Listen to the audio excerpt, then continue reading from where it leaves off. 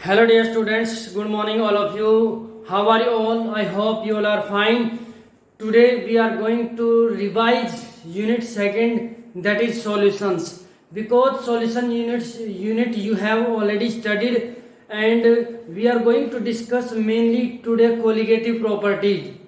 आपने रिवीजन जो है साथ के साथ जो सिलेबस को आपने रिवाइज करना है, तो अभी हम जो आज कोलिगेटिव प्रॉपर्टीज का जो टॉपिक है उसको कवर कर रहे हैं एंड रिलेटेड जो न्यूमेरिकल प्रॉब्लम्स हैं उनको भी हम डिस्कस करेंगे. So let us start colligative properties. So colligative properties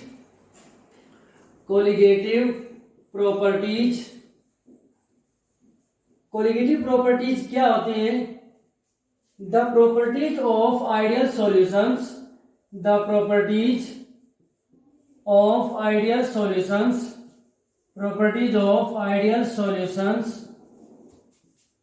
which depends upon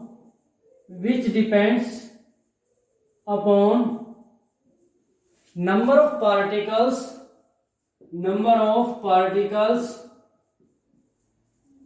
of solute. Number of particles के साथ में नंबर ऑफ मोल्स भी बोल सकते हैं. Number of particles of solute, not number of particles of solute dissolved in definite amount of solvent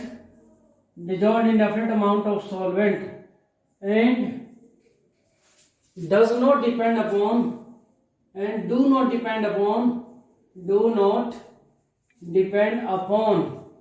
nature of solute are called colligative properties.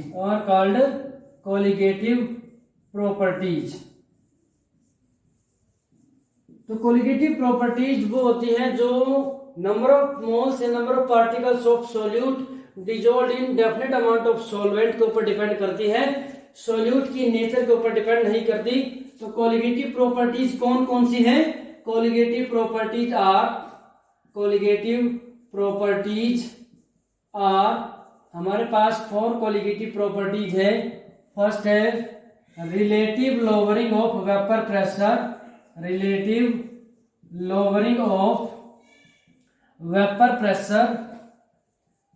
Second one is elevation in boiling point.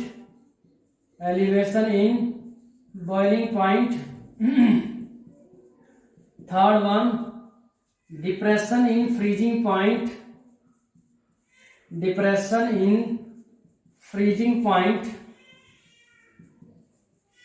And fourth one is osmotic pressure.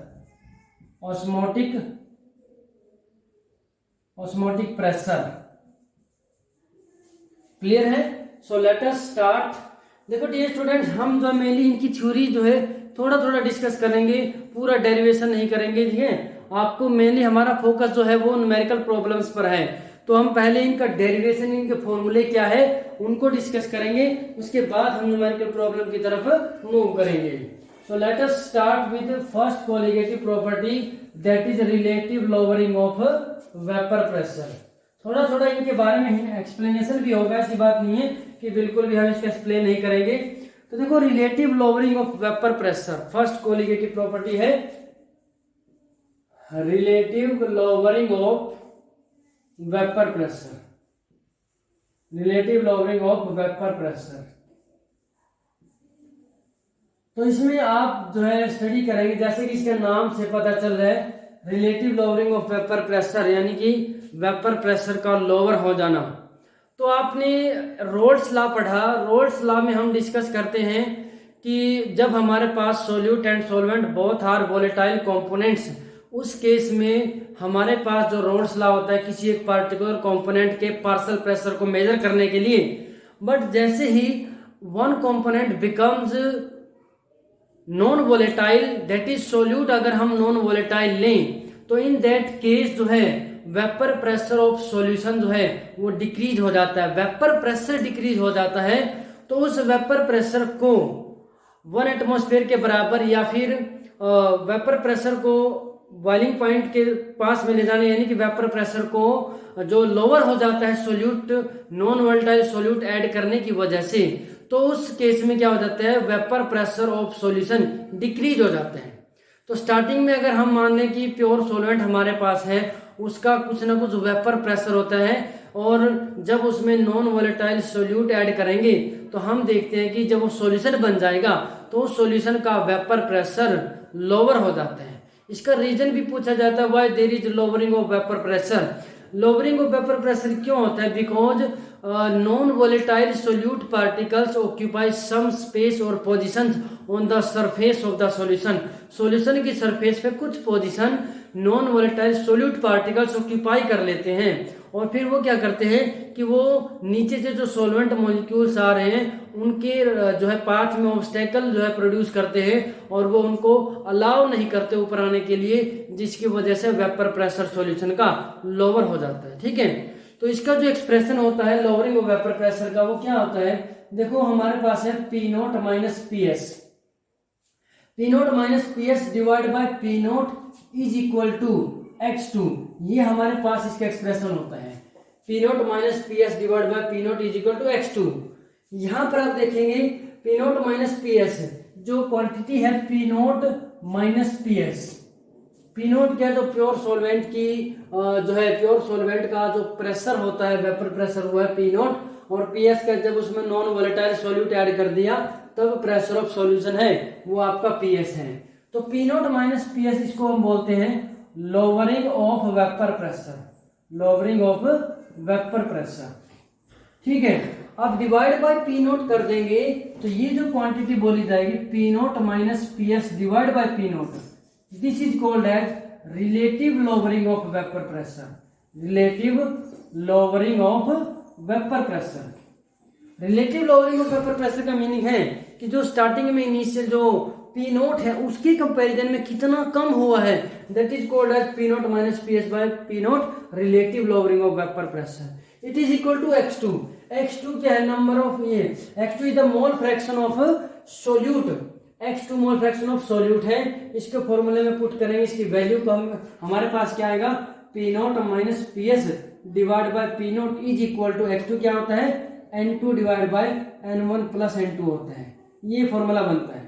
ठीक है, but जब हम for very dilute solutions, किसके लिए? For very dilute solutions, जब हम dilute solutions लेते हैं तो उस केस में क्या होता है, n2 is very less than that of n1।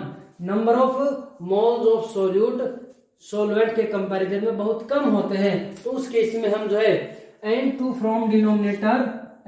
From denominator can be neglected, denominator can be neglected, उसको नेग्लेक्ट किया जा सकता है। तो यहां से हमारे पास एक्सप्रेशन क्या बन जाएगा, पी नोट माइनस का P S divide by P naught is equal to n2 by n1। क्या हो जाता है, n2 बाई n1। n2 क्या, number of moles of solute, और n1 क्या, number of moles of solvent. तो n2 की वैल्यू क्या होती है हमारे पास, W2 divide by M2, mass of solute, sorry mass of solute divide by molar mass of solute. N1 क्या होता है हमारे पास, W1 divide by M1, mass of जो है solvent divide by molar mass of solvent. इन दोनों values को यहां पर पुट करें तो हमारे पास एक्सप्रेशन बन जाएगा P naught minus P S divide by P naught is equal to, ये हो जाएगा आपका W2 बाय M2, और इंटू उसको रिवर्स करके लिख दिया मैंने M1 divide by W1। So this is the expression for relative lowering of vapour pressure.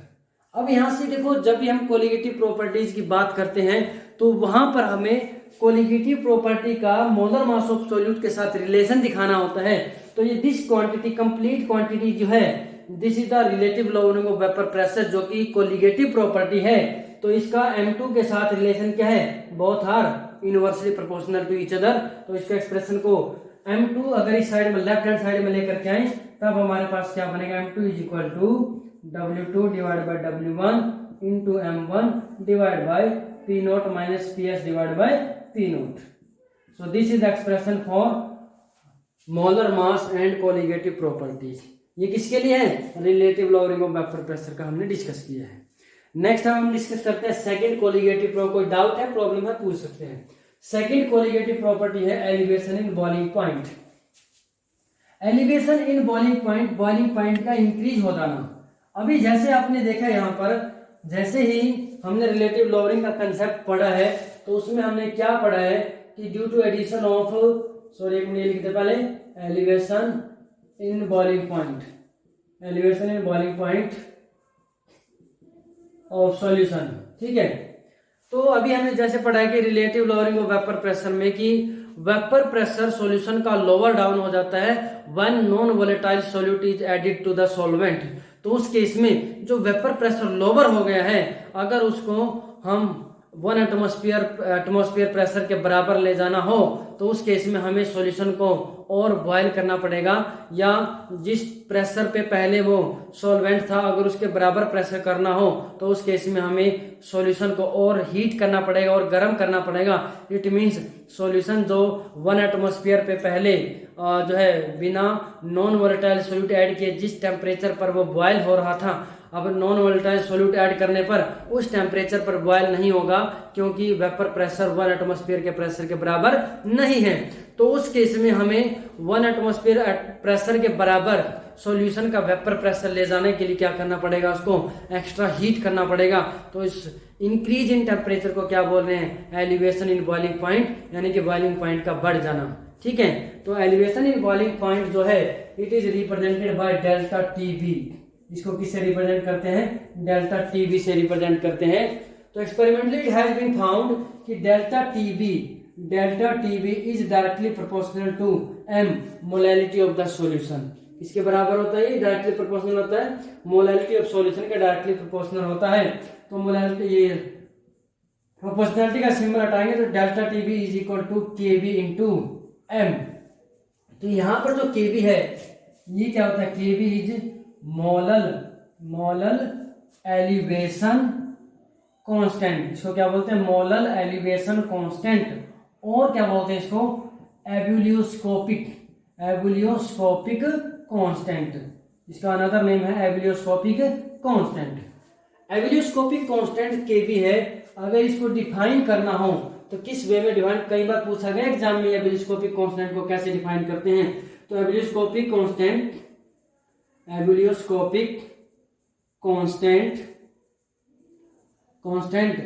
Is defined as,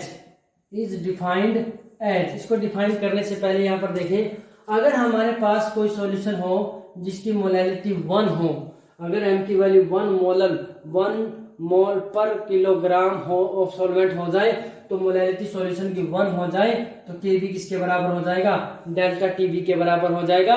तो हम क्या बोल सकते हैं कि मोलल जो एबुलियोस्कोपिक कांस्टेंट है it is equal to elevation in boiling point when molality of solution is unity.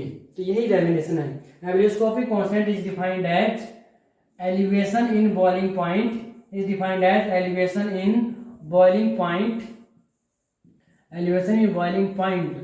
when molality of solution is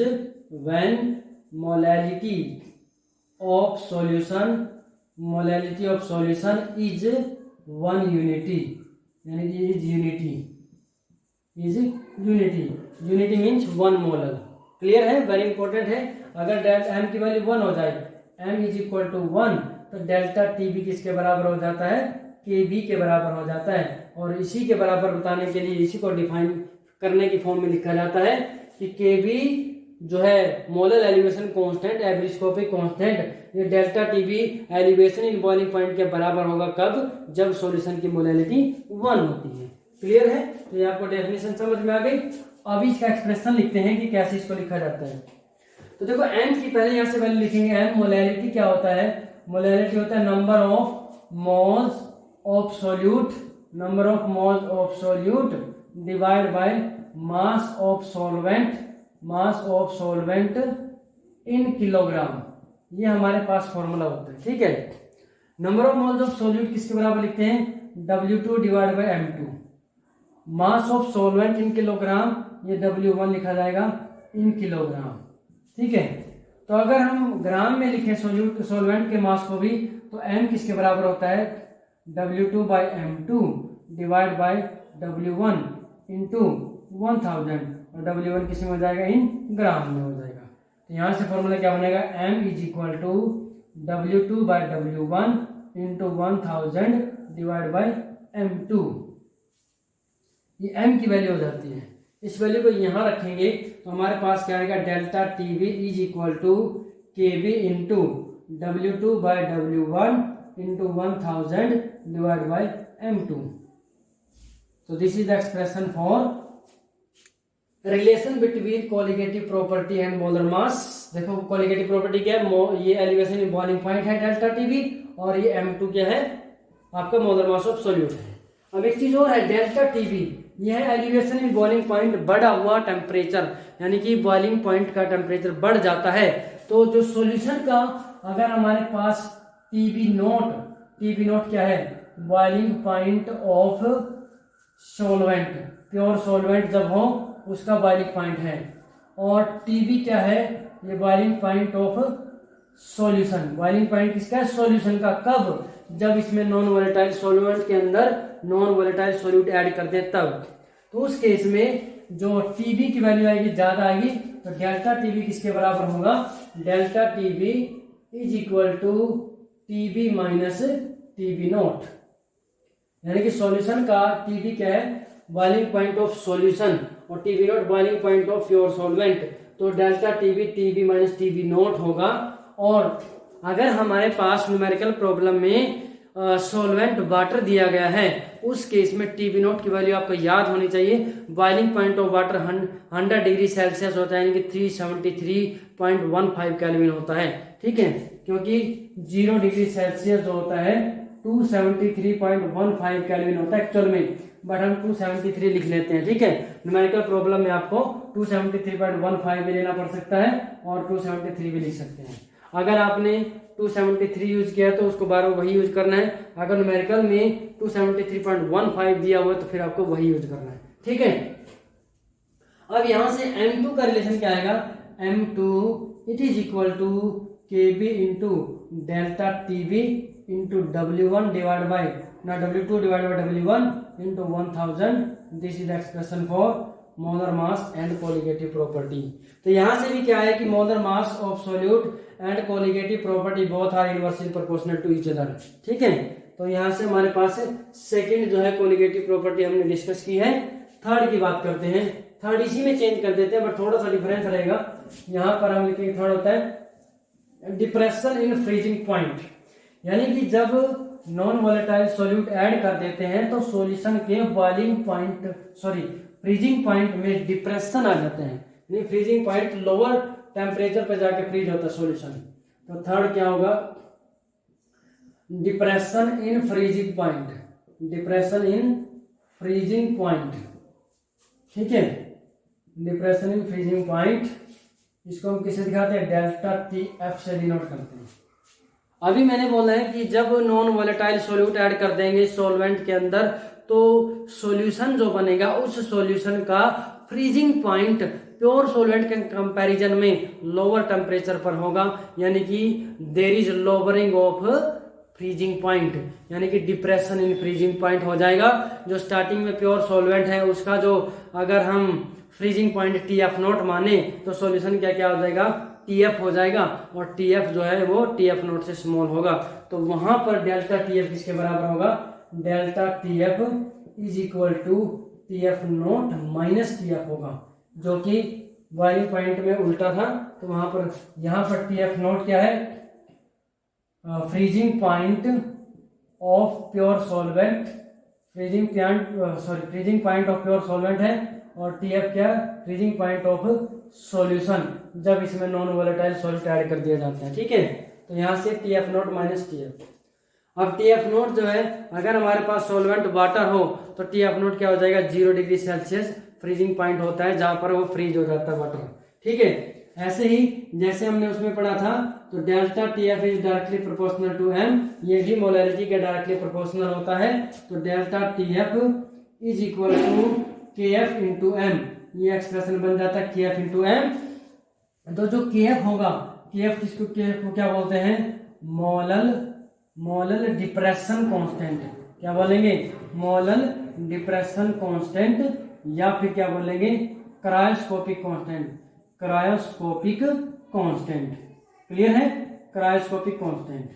अब इसको भी डिफाइन करना हो तो कैसे डिफाइन करेंगे, if m is equal to 1 then KF is equal to delta TF।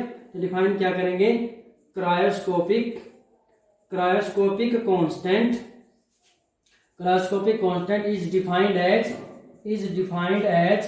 इसको कैसे डिफाइन करेंगे, is defined as molal depression constant is defined as depression in freezing point is defined as depression in freezing point। Cryoscopic constant KF जो है इसको define करेंगे किसके बराबर, depression in freezing point के बराबर। कब, when molality of solution is solution की मोलैलिटी क्या है, 1, यानी कि यूनिटी 1 मोलल है। ठीक है, डिफाइन हो गया। एक्सप्रेशन लिखेंगे, डायरेक्ट में लिख रहा हूं यहाँ पर, delta TF is equal to KF into W2 by M2 into 1000 divide by W1, और M2 लिखना हो, M2 is equal to KF divide by delta TF into W2 by W1 into 1000। This is the formula. ये numerical problem में use करेंगे दोनों। ठीक है, और डेल्टा TF किसके बराबर होता है, ये लिखा हुआ है। तो यहां पर भी आप देख सकते हैं molar mass and colligative property both are inversely proportional to each other. ठीक है, लास्ट हम फोर्थ कोलिगेटिव प्रॉपर्टी को डिस्कस कर रहे हैं अभी। फोर्थ कोलिगेटिव प्रॉपर्टी में दैट इज ऑस्मोटिक प्रेशर जो है इसको पाई से रिप्रेजेंट करते हैं। ऑस्मोटिक प्रेशर से पहले ऑस्मोसिस पढ़ेंगे। ऑस्मोसिस क्या होता है कि process of movement of solvent particles from higher concentration of solvent to lower concentration of solvent. देखो मैंने सॉल्वेंट की फॉर्म में ही आंसर दिया है, कंसंट्रेशन ऑफ सॉल्वेंट की फॉर्म में आंसर दिया है। अगर हम कंसंट्रेशन ऑफ सॉल्यूशन की फॉर्म में आंसर देंगे तब उल्टा हो जाएगा। It is the process of movement of solvent particle from lower concentration of solution to higher concentration of from higher concentration of solution to lower concentration of solution. दोबारा बोलो, ध्यान से सुनना। Osmosis it is the process of movement of solvent particles. Solvent देखो पहले तो ध्यान से देखना, जिस साइड में सॉल्वेंट की अमाउंट ज्यादा है उस साइड से सॉल्वेंट की लोअर अमाउंट की तरफ मूव करना। अब सॉल्वेंट की अमाउंट ज्यादा है तो सॉल्यूट की क्या होगी, वहां पर कम होगी, तो यानी कि सॉल्यूशन की कंसंट्रेशन क्या होगी, लोअर होगी। तो लोअर कंसंट्रेशन ऑफ सॉल्यूशन से हायर कंसंट्रेशन ऑफ सॉल्यूशन की तरफ मूव करना सॉल्वेंट मॉलिक्यूल्स का, that is called as osmosis. दोबारा बोल रहे हैं एक बार और, it is the process of movement of solvent particles from lower concentration of solution to higher concentration of solution, that is called as osmosis.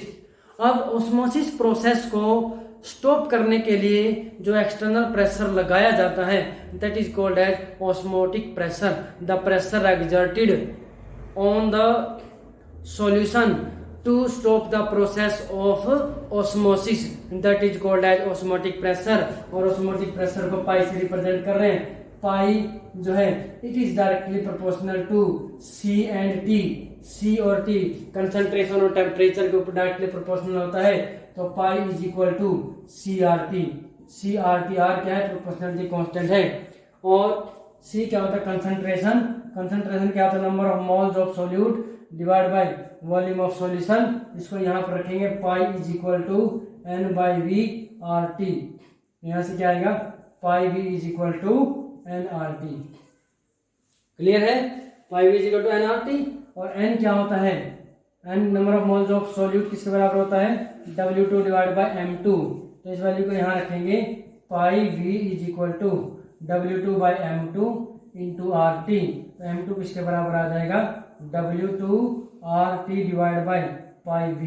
This is the expression for molar mass and osmotic pressure pi. Clear है। अब हम discuss करते हैं कि इनके base पर numerical problem जो है 2 या 3 एग्जांपल, 2 या 3 प्रॉब्लम हम डिस्कस करेंगे, फिर आपको बाकी जो प्रैक्टिस करना है। तो let us see numerical problem. So dear students, let us see numerical problem. Calculate the mass of compound जिसका मोलर मास दिया है 256 gram per mole to be dissolve in 75 gram of benzene to lower its freezing point by 0.48 kelvin. Kf is given 5.12 kelvin kilogram per mole. हमें क्या करना है, उस compound का mass calculate करना है जिसको 75 ग्राम बेंजीन के अंदर डिजोल्व किया जाना चाहिए, और उस कंपाउंड का मोलर मास दिया है यानी कि M2 दिया हुआ है। सोल्यूट का मास W2 कैलकुलेट करना है। सॉल्वेंट का मास W1 गिवन है 75 ग्राम, और to lower its freezing point यानी कि फ्रीजिंग पॉइंट को कम करने के लिए, कितना कम करने के लिए, 0.48 केल्विन से कम करने के लिए। तो कितना टेम्परेचर कम हुआ, फ्रीजिंग पॉइंट कम हुआ है 0.48 kelvin. This is lowering of the depression in freezing point, delta TF है। तो गिवन क्या क्या पहले लिखेंगे, देखो सॉल्यूशन, और क्या क्या गिवन है पहले वो लिखते हैं। गिवन है W1 यानी कि मास ऑफ सॉल्वेंट, ये कितना गिवन है, दिस इज गिवन है 75 ग्राम, ठीक है। और W2 मास ऑफ सॉल्यूट, ये हमें क्या करना है, कैलकुलेट करना है। और depression in freezing point delta TF is given as 0.48 kelvin, और KF की वैल्यू क्या गिवन है 5.12 केल्विन किलोग्राम पर मोल। और उसके बाद जो M2 है मोलर मास ऑफ सोल्यूट यानी कि जो कंपाउंड जिसका मास निकालना है उसकी वैल्यू दी है 256 ग्राम पर मोल। तो हमारे पास फॉर्मूला क्या होता है, delta TF is equal to, अगर उसको मोलर मास की फॉर्म में लिखे तो W2 कैलकुलेट करने से पहले लिखे delta TF is equal to KF into W2 by W1 into 1000 divide by M2, ठीक है। ये हमारे पास फॉर्मूला होता है, ठीक है। हमें W2 कैलकुलेट करना है, सभी क्वांटिटीज की वैल्यू रखेंगे। डेल्टा TF की वैल्यू 0.48 केल्विन और KF की वैल्यू 5.12, W2 कैलकुलेट करना है। M2 की वैल्यू क्या 256 मल्टीप्लाई W1 की वैल्यू क्या 75 इंटू 1000। तो यहाँ से क्रॉस मल्टीप्लाई करेंगे, W2 किसके बराबर होगा 0.48 multiply 256 multiply 75 divide by 5.12 into 1000, ठीक है। तो यहाँ से देखो इसको डिवाइड करेंगे तो 0.48 और 5.12 दोनों के डेसिमल के बाद जो है 2 डिजिट है, तो दोनों के पॉइंट हटा देंगे। इसको क्या लिख सकते हैं 48 multiply 256 into 75 divide by 512 into 1000, ये लिख सकते हैं। उसके बाद 256 ये 2 जा होता है यानी 2 से डिवाइड हो जाएगा, और यहाँ पर इसको हम 2 से डिवाइड करेंगे, फिर यहाँ पे हो जाएगा 24, ठीक है। उसके बाद फिर 25 जो है 25 से डिवाइड कर सकते हैं, फिर भी हम इसको 25 से डिवाइड करेंगे। 25 3 जा 75, 25 4 जा 100, ये 40 हो गया। 4 से डिवाइड करेंगे 10, 4 से डिवाइड करेंगे 6, तो क्या होगा 6 3 जा 18 divide by 10 that is equal to 1.8 gram. तो आपको ये न्यूमेरिकल प्रॉब्लम सोल्व करने आने चाहिए। इस तरीके से हम न्यूमेरिकल प्रॉब्लम को सोल्व कर सकते हैं, ठीक है। Late us see another problem. So next problem is calculate the temperature at which A solution Calculate the temperature at which a solution containing 54 gram of glucose in 250 gram of water। देखो 54 gram glucose है, amount less है, और 250 gram of water की amount ज्यादा है। तो water क्या है यहाँ पर सॉल्वेंट, और ग्लूकोज यहाँ पर क्या है सोल्यूट। तो मास ऑफ सोल्यूट गिवन क्या क्या है, mass of solute W2 it is given as 54 gram, mass of solvent water it is given as 250 gram. उसके बाद molar mass M2 it is also given as 180 gram per mole. उसके बाद KF given है, KF is equal to 1.86 kelvin kilogram per mole. हमें calculate क्या करना है, calculate the temperature at which solution, जब सॉल्यूशन में 54 ग्राम ग्लूकोज को 250 ग्राम वाटर में ऐड किया तो वो जो सॉल्यूशन बनेगा उस सॉल्यूशन का फ्रीजिंग पॉइंट कैलकुलेट करना है। हमें टीएफ को कैलकुलेट करना है। क्या करना है? टीएफ को। टीएफ से पहले हमारे पास क्या होना चाहिए? Delta TF. ये किसके बराबर होता है? टीएफ नॉट माइनस टीएफ होता है। Delta TF is equal to TF naught minus TF. TF naught यहाँ पर क्या है? वाटर हमारे पास सॉल्वेंट है, तो टीएफ नॉट की वैल्यू क्या हो जाएगी? TF naught is equal to 273 kelvin या 273.15 केल्विन लिख सकते हैं। ठीक है, हमें टीएफ कैलकुलेट करना है, तो टीएफ तब आएगा, पहले टीएफ डेल्टा टीएफ निकालेंगे। तो फॉर्मूला क्या होता है? Delta TF is equal to KF into W2 divide by W1 into 1000। यह हमारे पास फॉर्मूला होता है। वैल्यूज को पुट करेंगे। It is equal to KF की वैल्यू क्या है? 1.86 मल्टीप्लाई W2 की वैल्यू क्या है? 54 डिवाइड बाय M2 की वैल्यू क्या है? 180 इंटू M1 W1 की वैल्यू क्या है? 250 इंटू 1000। क्लियर है? इसको डिवाइड करेंगे, यहाँ पे 250 से इसको डिवाइड करेंगे 4 और 4 से इसको डिवाइड करेंगे, ये हो जाएगा 4 से डिवाइड करेंगे 4 4 जा 16 और बच गया यहाँ पे कैरी 2 है और 4 5 जा 20। ठीक है, 45 हो गया। फिर यहाँ पे देखो ये 54 है, ये 45 है, इसको हम 9 से डिवाइड कर सकते हैं। 9 5 जा हमारे पास क्या होता है? 45 और 9 6 से क्या होता है? 54। तो यहाँ से हमारे पास क्या आएगा? 1.86 मल्टीप्लाई 6 डिवाइड बाय 5। ठीक है, इसको मल्टीप्लाई करेंगे 6 यहाँ से सॉल्व करने के बाद जो आंसर आएगा 2.23 केल्विन आएगा। क्या आएगा? 2.23 kelvin. This is equal to delta TF. तो हमारे पास क्या आया? डेल्टा टीएफ आया। तो डेल्टा टीएफ किसके बराबर होता है? TF naught minus TF. तो टीएफ किसके बराबर होगा? टीएफ नॉट में से डेल्टा टीएफ को माइनस करेंगे, यानी कि 273.15 केल्विन माइनस 2.23 केल्विन। तो इसको माइनस करने के बाद हमारे पास आंसर क्या आएगा? 273.15 में से 2.23 को माइनस करेंगे, 5 में से 3 गया माइनस 2 और 11 में से 2 है 9, यहाँ से 2 में से 2 है 0, 270.92, यहाँ से आएगा 270.92 केल्विन।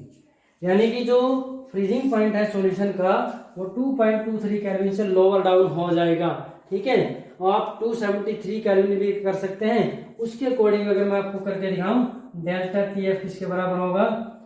273 माइनस 2.23 केल्विन, और ठीक है सॉरी सीधा टीएफ लिख देंगे 273 माइनस 2.23। इसको सोल्व करेंगे 273.00 और 2.23। यहाँ से 10 में से 3 गया 7, यहाँ से 9 में 2 गया 7, यहाँ